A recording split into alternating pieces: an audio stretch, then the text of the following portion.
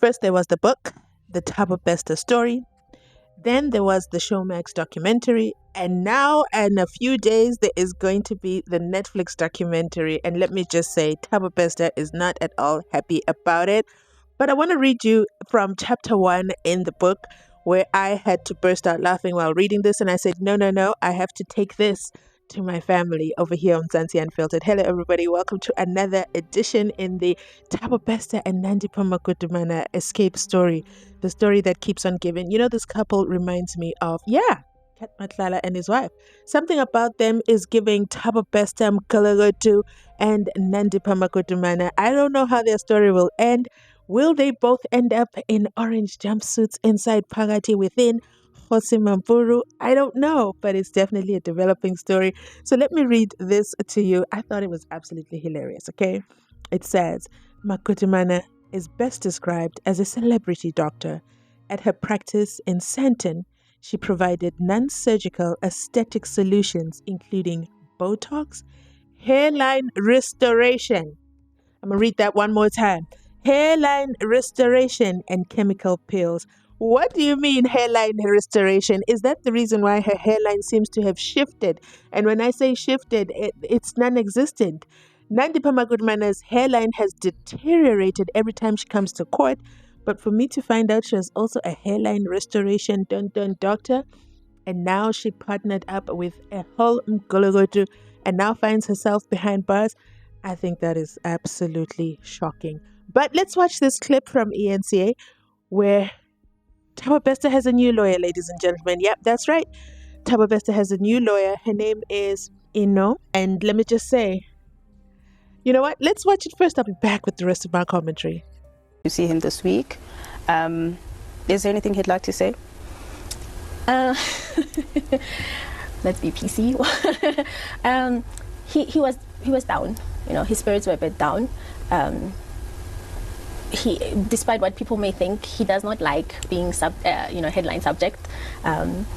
He's very frustrated about this Netflix thing, which is also what led to his parting ways with his the other side of his legal representatives. He believed that his instructions were not followed, his best interests were not looked after.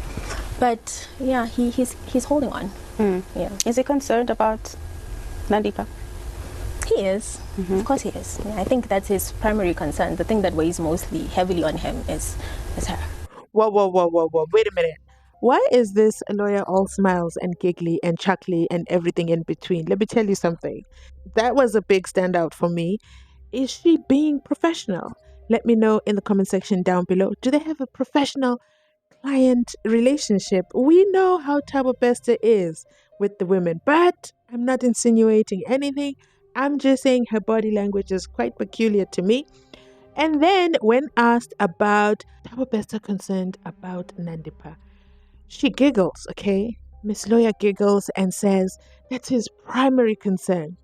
The thing that weighs the most heaviest on him is NANDIPHA. Wow.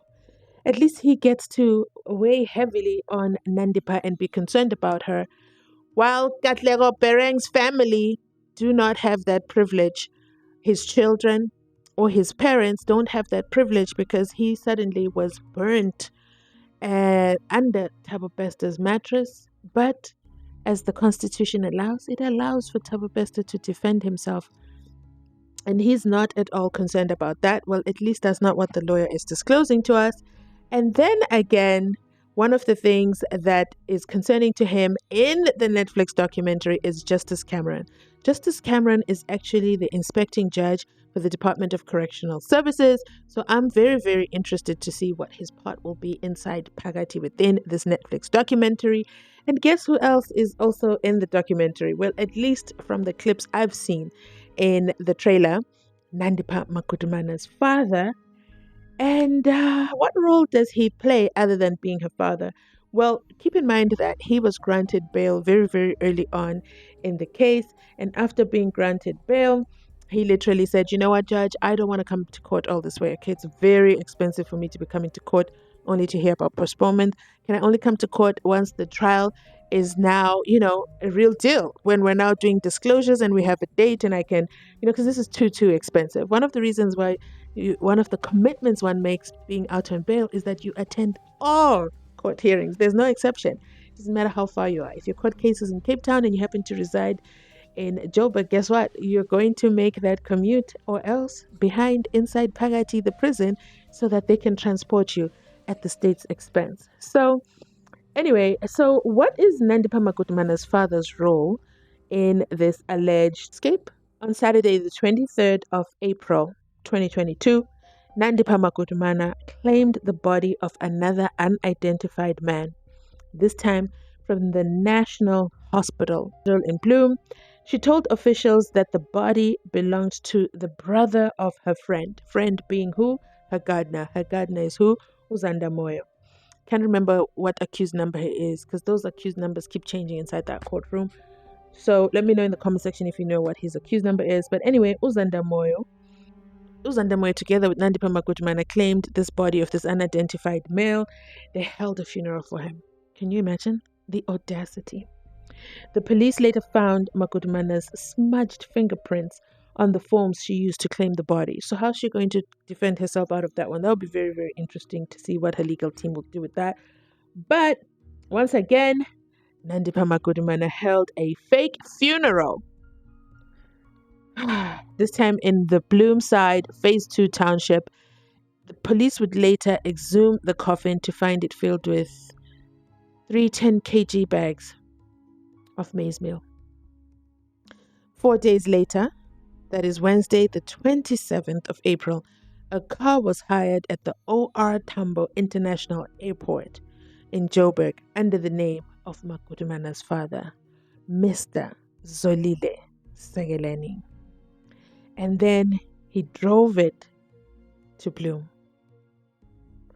That day, Bester again applied to be placed in the segregation unit. But that's who the father is. So it's going to be interesting to see what the father is going to say on the documentary. Is he going to say, yeah, I rented the car? Is he going to say, yeah, I hired the car? What exactly is the father going to say? That is not going to incriminate him, because he has an ongoing trial.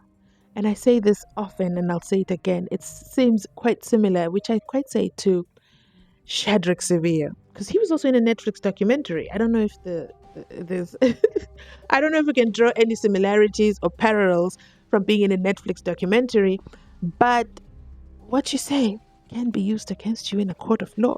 So of course I'll be watching that quite closely, and I'll be back to let you know all about it. With that said, let me know your thoughts in the comment section down below. That is it from me. Thank you so much for watching. Remember to like, to comment, to subscribe. Let me know your thoughts about the lawyer lady, okay? Thabo Bester has a new lawyer yet again. Why do you think he struggles to retain his lawyers? Because it does not seem the struggle is a financial struggle. In this case, the previous lawyers, apparently he had to let go of them because they were not, his interests were not being represented. So with that, let me end this video. Thank you so much for watching. Remember to like, to comment, to subscribe. I'll definitely catch you on my next upload. Bye.